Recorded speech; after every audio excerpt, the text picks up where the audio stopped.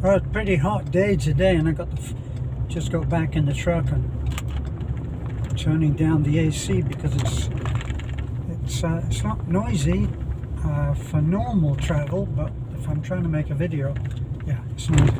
I wanted to make a short video. I may have told this story before, but it's one of my internet friends. I've never met this man, but we have a lot in common in many ways because we're both travelers.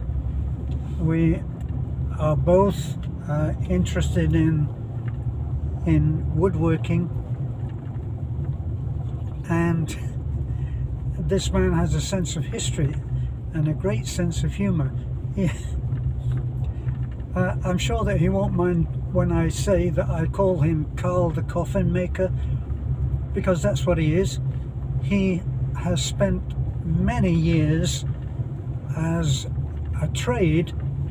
I shouldn't say a trade because it's more a skill with him, which is why I call him Karl the coffin maker. He made his sense of humor overlaps into his trade or his skill, and he has in fact made his own coffin, and he keeps it in his living room,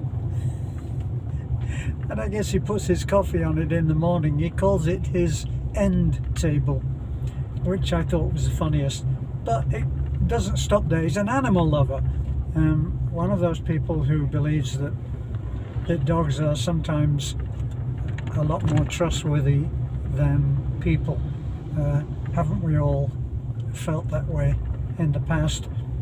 Well, his own dog is a very feisty, highly intelligent, he tells me, Jack Russell. And you know what they say, or you may not know what they say about Jack Russells. Jack Russells are fierce little dogs with absolutely no awareness of how small they are. Because they're only, I don't know, maybe 1.5, if that, kilos in weight. It gives you an idea of the size. And they're usually black and white, and they're usually very courageous dogs. I think that they were hunting dogs, which they used to hunt with several of them, I think. But anyway, would tackle anybody. And my friend Nick, who was my best workmate and friend in the UK, used to say that the best alarm system that you could have in a house was a gravel drive that crunched underneath the foot, and a Jack Russell. A Jack Russell would pick up on any slight noise and bark, and you would know that there was somebody there that shouldn't be there. Well, this particular Jack Russell that is owned by my friend Karl the coffin maker has had an accident and apparently was run over, or certainly badly injured in a car accident, and had to have one of his legs amputated.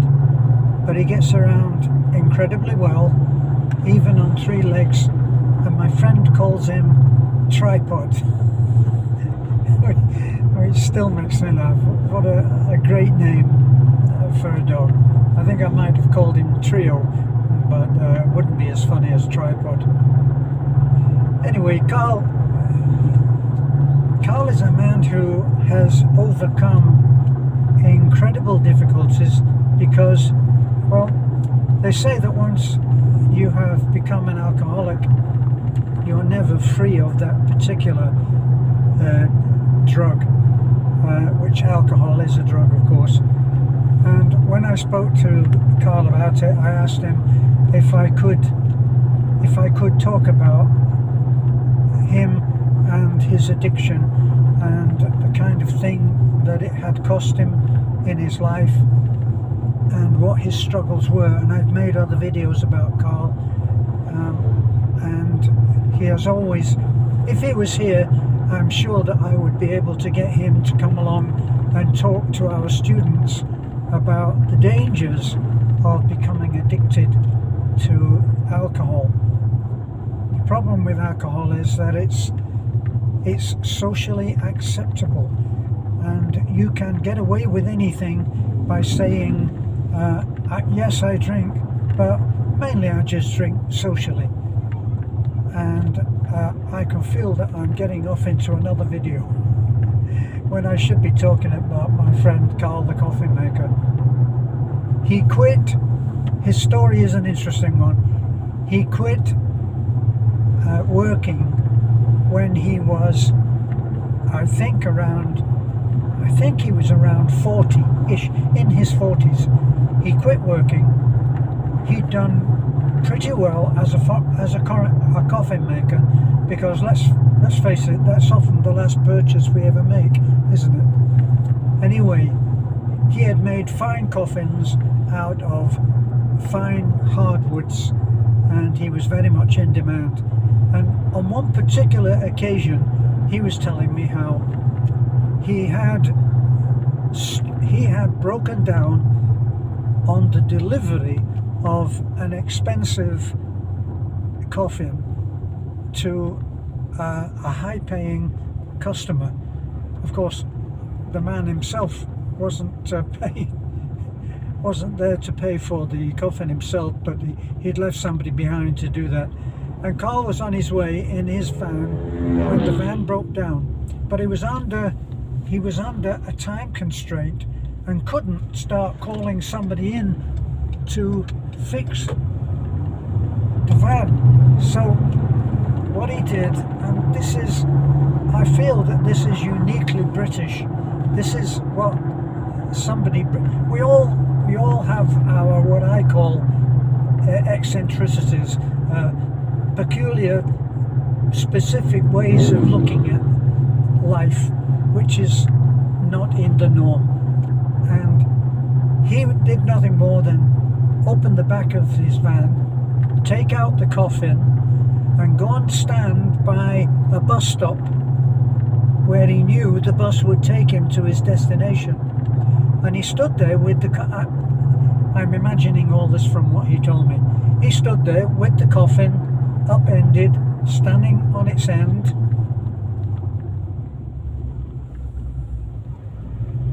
I don't know what happened there. There's a lot of people running to talk to a motorcyclist. Don't know why. But anyway, he stood at the bus stop and waited, and finally the bus came, and he boarded the bus with his coffin. And typical of a British bus driver, the bus driver didn't say anything at all. Anyway, the first seat was vacant, so he sat there with his coffin.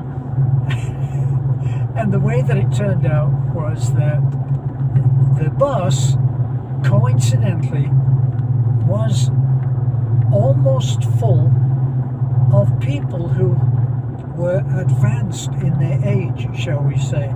They probably all looked like me. And there was, what was the expression? A titter went through the crowd, if you'll pardon the expression.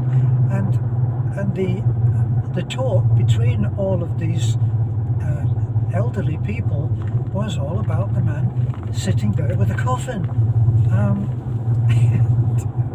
Not your everyday occurrence.